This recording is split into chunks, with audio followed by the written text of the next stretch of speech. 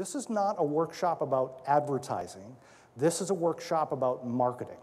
And for the sake of this morning, we'll define marketing as the sum relationship that a company has with its constituents.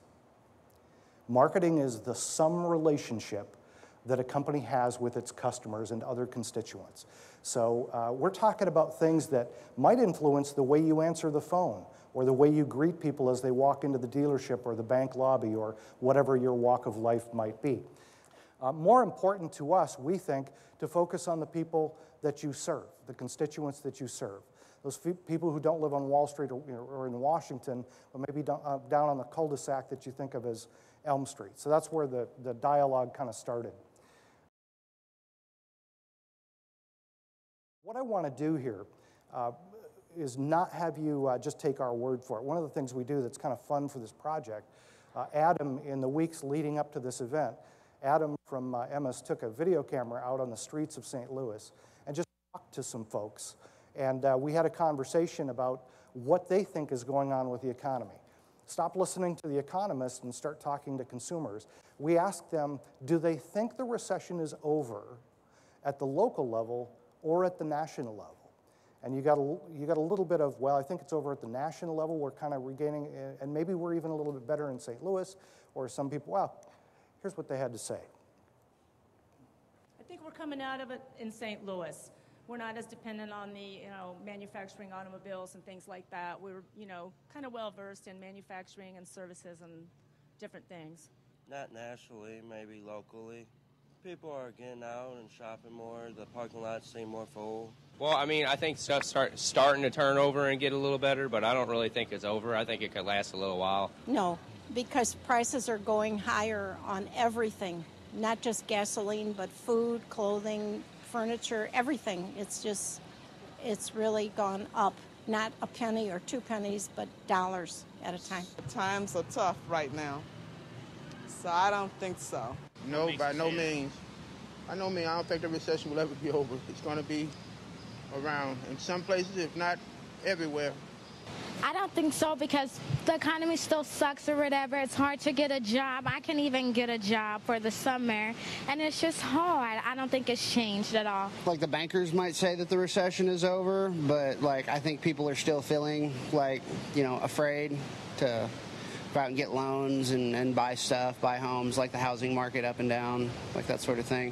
Nationally, I think it's at least getting better. I don't think it's anywhere near over, just considering how everyone is still acting, but at the same time, it's definitely on the uphill from where we were.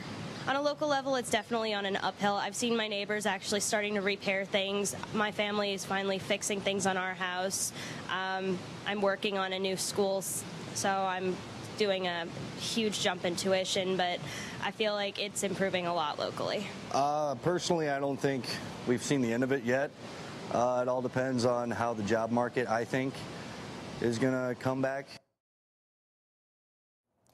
So next, we asked some consumers about how their spending has changed and whether they are spending more lately. So we'll take a look and see what those folks had to say.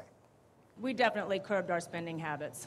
Are you getting back to spending more normally? Yes, we are. We're taking a vacation this year, not using credit cards, but we're spending money, but we're spending money on things that we need, spending money on our home, and again, going on vacation. I'm spending a little bit more, but not a lot more, just because of how high prices are now. Look for coupons. There's an app I got on there for get coupons. Well, I used to go through the grocery store, for instance, and buy things that I didn't need at the moment, but I might need in the future because I like them.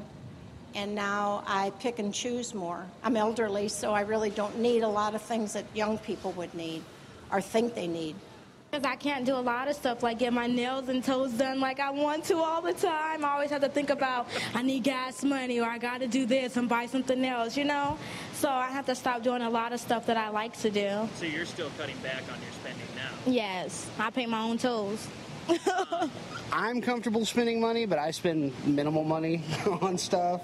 I'm very frugal, not really into possession that much. So, like, I'm cool with it, but I don't think that like conservative consumers are. Not exactly. I've become a little more careful since I have to pay the higher tuition, but I still splurge here and there. Depends on what I'm spending on. I'm going to college, like, you know, college student. I'm very budgeted on everything, like housing, everything that's like all paid months in advance, that sort of thing. I'm more of a person that tries not to live too far out of my means, you know, but I definitely think it's important right now during this recession to definitely watch what you spend. You know, hold on to your money because we really don't know what the future holds. This is going to be a group exercise, so I want you to vote with your cards. I'm going to show you a campaign theme based on the current economy. And when you see the theme or the idea, what I want you to do, if you think it's a great idea, I want you to give it a green light. If you think it's a really stupid idea based on this economy, I want you to hold up your red card. And if you're not really sure, just hold up the yellow card, okay?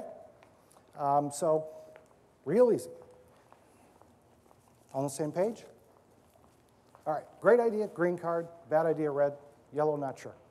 Okay, so what do you think of this, given the economy that we have been through here? The Hyundai Assurance Plan, which said if you lose your income in the next year, we'll take it back with no harm to your credit.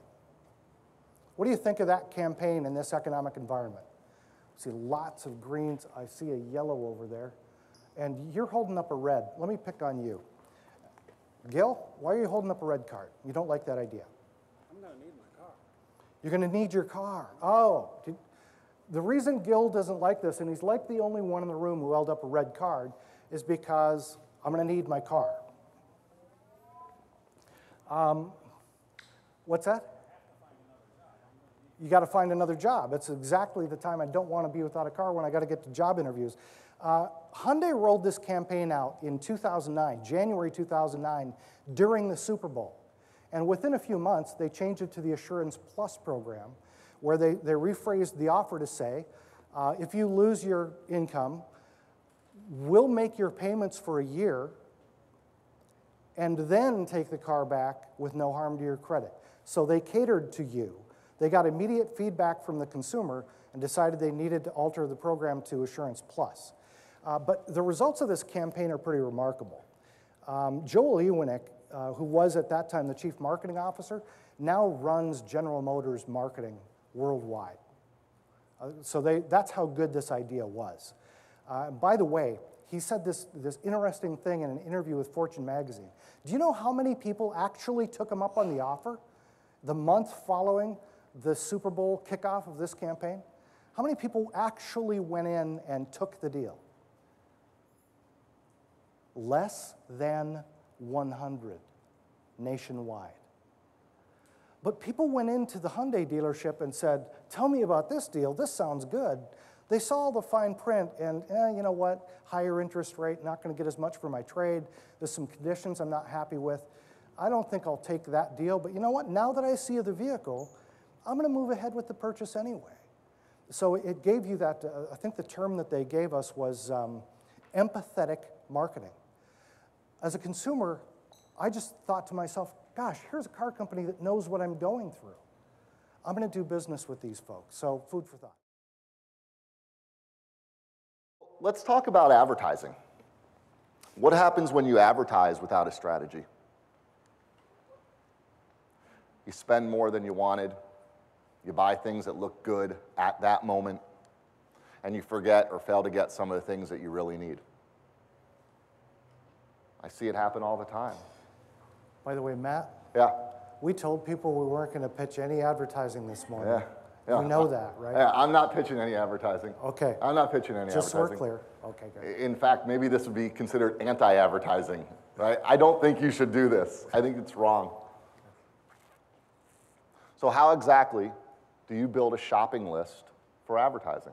How do you build a shopping list? Or how do business owners, how do marketers build their shopping list? What are the steps that lead to a solid marketing strategy?